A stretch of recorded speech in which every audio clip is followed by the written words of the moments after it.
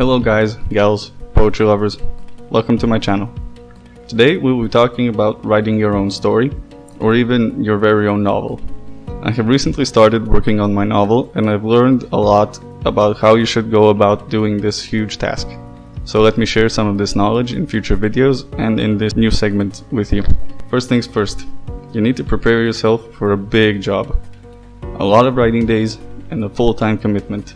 I mean, if you want to write a novel. If you're more into writing short stories, then you'll find these videos helpful, but you also won't have to work as much. Before I started writing, I watched a lot of tutorials and suggestions from great writers. I personally wanted to write a fantasy novel set in world with Slavic mythology. There was a lot of great ideas and tutorials that helped, but the best one I watched was just a small little interview with the grandfather of modern fantasy, Mr. J.R.R. Tolkien himself. And what he said was basically that you needed to start with the characters first, or rather that's what he did. And considering his amazing career, I felt like this was a must do. So, the first thing I recommend doing is create several characters for your story, short story or novel. Get to know them, what they do, what's their temper like, and how they would react in certain situations. If you want to create archetypal characters like Gandalf and Aragorn, who embody good, honor, light, and so on, you can. But if you want to give your characters some more depth or some more realism, you should feel brave enough to give them some flaws.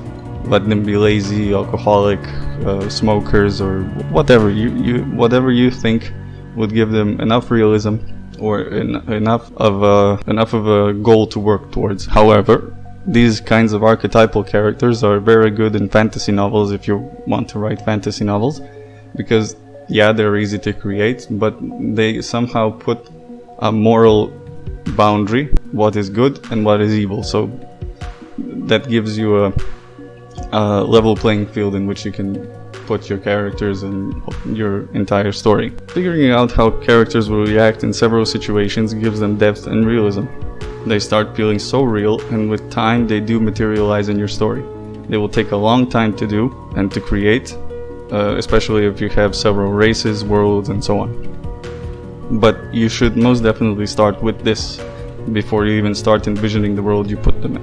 Why? Well, because you should want to build the world around these characters. I mean, if you want the world to feel real. In Tolkien's great works, nothing really stands out in the sense that you feel like something is off or out of place. Every part of his vast world seems like it's been there for ages, like it serves its own purpose, and that there is something more to be known about it. And you should definitely work towards something like that. Before I even started writing, I had created a small party of people, and I created them so they felt real without the world around them. And that's what you should do. You should create characters that are real on their own. And once you've done that, the next step should be to create the world around them. This way, you put a lot of depth and realism into the world and into those characters. The world you build around your characters should serve as an atmosphere or a universe where they live. The mythology and the world you create should be there to give a sense of age, mystery, and to draw readers in. And once they're in, you need strong and capable characters to hold their hand and to pull them through the journey. And I'm pretty sure that you will follow these steps and that you will have an idea of what kind of world you want to create. I believe that the world you want to create is stunning and is interesting, so create interesting characters to give the whole story and the world depth and to pull the readers in. That's it for today, guys. Hope you liked it.